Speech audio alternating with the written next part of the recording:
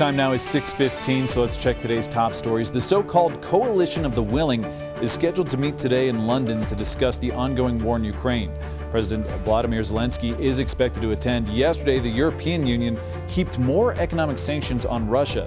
The move comes after the U.S. ramped up its own sanctions on Moscow's oil industry. The sanctions don't take effect until November 21st.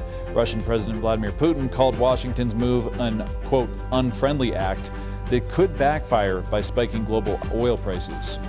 Well, soldiers who were prepping to leave the Army just had their enlistment contract extended a little bit longer. The Army says soldiers had their service extended for 45 days as a result of the government shutdown. Now, it's not clear how many soldiers are expected to be impacted by this decision. An Army spokesperson said the move was necessary due to the Anti-Deficiency Act.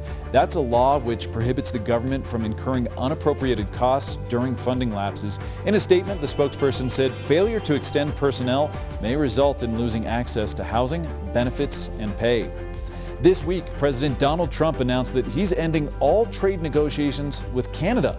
On social media, the president said that he was taking that action because of ads featuring former President Ronald Reagan criticizing tariffs. A government leader in Ontario said that his province would spend $75 million on the ad campaign to run here in the U.S. The Reagan Presidential Foundation says the ad misrepresents Reagan's speech and his remarks were edited without permission.